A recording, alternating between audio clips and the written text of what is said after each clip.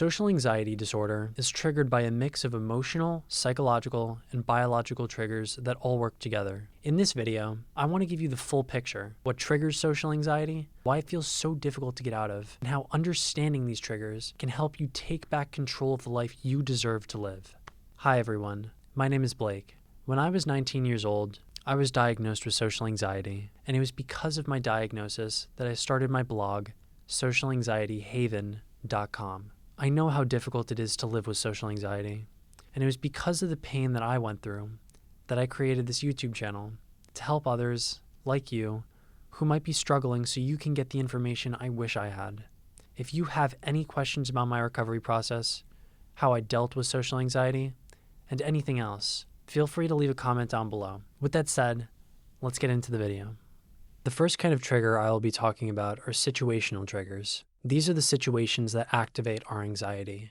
As I'm sure you know, there are a wide variety of settings that can trigger social anxiety. But in this segment, I will briefly go over 4 different kinds. The first is performance settings. These are environments that involve some kind of performance, whether it be a formal presentation, sports activity, music recital, or even taking a test. The problem someone with social anxiety faces in performance settings is they are afraid they are going to fail at the activity they are doing and that people are going to judge them poorly for it. There is a mix of a fear of failure and judgment. If people weren't judgmental at all, then performance anxiety wouldn't exist. We want to impress other people because we know that the way we perform reflects at least a little bit on who we are. We want to be accepted by others, and we also want to accept ourselves. So by getting anxious in these activities, it is our mind's way of telling us that we need to perform well, or else we risk getting rejected and excluded by others. The only problem, of course, is that this fear is out of proportion to the situation. Our performances don't reflect as much of us as we believe they do, and people are far more forgiving of our mistakes than we realize. So learning to gradually come to this realization that we are capable of delivering a good performance and that our mistakes are not a reflection of how people view us is the key to overcoming performance anxiety. The second situational trigger is academic and professional settings. Unlike performance settings, which focus on delivering a performance, academic and professional settings involve our ability to think critically in social situations. For someone with social anxiety, it is very difficult for them to concentrate on learning when they are around other people. Take me, for example. I'm in college right now, and I can confidently say that when I had social anxiety, schoolwork would take easily twice or even triple the amount of time as it does now. The reason for this is because when our brain's threat response system is triggered, it expends a lot of internal energy that could be used during school for critical thinking. So when it comes to having a son or daughter who has social anxiety, you need to understand that they are climbing an uphill battle, that their anxiety is diluting much of their cognitive abilities. It isn't their fault that they are performing worse in school necessarily. It is their anxieties. The third situational trigger is what I like to call emotional proximity, or how close we are emotionally to other people. For someone with social anxiety, close relationships can be extremely difficult to manage, like going out on a date with a romantic interest, hanging out with a close friend, or talking with a parent. The fear for them isn't the people who they are with. Rather, it is the fear that they are going to let the other person down, not live up to their expectations, and get rejected. One of the most painful parts of living with social anxiety is not being able to get close with other people. For normal people, close relationships are a safe haven, a place people can go for support and comfort. For people with social anxiety, though, it can be some of the most frightening situations that they have to deal with. Because of years of negative experiences with others, they've conditioned inside of themselves that closeness is dangerous and that avoidance and withdrawal is safety. Sometimes, however, close relationships are only the tip of the iceberg. In other individuals, distant relationships can also be difficult to manage because it involves a lot of surface-level small talk. If you are struggling with social anxiety, it is crucial to identify what kinds of conversations are the most scary for you and why.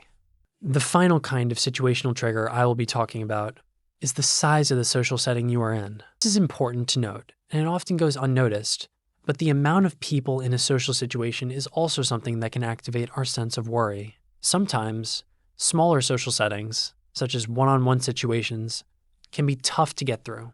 The open-ended conversations, the feeling like you have to constantly talk during moments of silence, the feeling like you have to do something in order for people to like you, are all things that make one-on-one situations very difficult to go through. While small social settings can be difficult to manage, large social settings, like going to a party or a sports event, can also be challenging as well. Because the situation is simply so overwhelming and filled with people talking, it can be overstimulating for people who are highly sensitive to social information. And because people with social anxiety tend to also be highly sensitive people, large social situations can easily overwhelm them. The second kind of trigger I want to dive into are interpersonal triggers, the qualities and aspects of other people that make us feel nervous and on edge. While it is true that the situations we are in can cause us to get anxious, another aspect of our environment that can trigger feelings of fear are the people we surround ourselves with, the way they behave, express their emotions, the authority they hold, the way they appear.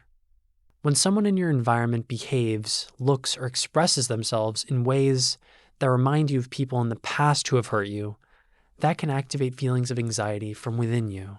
It's your brain's way of saying, let's be careful. This person could be a threat. The only problem, of course, with social anxiety is that this threat response system is irrationally overactivated. Sometimes our mind just reacts as though something is a threat, just off of the mere presence of other people. This can make it very difficult for us to control our emotions.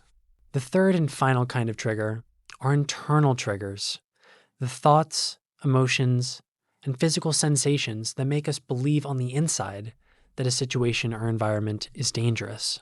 These are important because oftentimes we believe that things on the outside are what trigger our anxiety, our social environment, our situation, when in reality, it's also about what's going on in the inside of us as well. Having negative thought patterns, emotions, and sensations can make us feel like things on the outside are far more difficult to manage than they actually are. If you take two people, and one of them is convinced that they are incapable of socializing, while the other believes that they are fully capable of making friends, the second one will naturally have an easier time doing it because internally, they've convinced themselves that they can do it. One of the reasons social anxiety feels out of control is because we don't understand what's happening underneath it. But once you name your triggers, you can begin to understand what is causing your anxiety in the first place. If you are ready to take back control of your life and learn more about what is underneath all of your anxiety, I encourage you to subscribe to my channel, where we talk about the roots of social anxiety every week. Thank you all for watching, and I hope to see you all soon.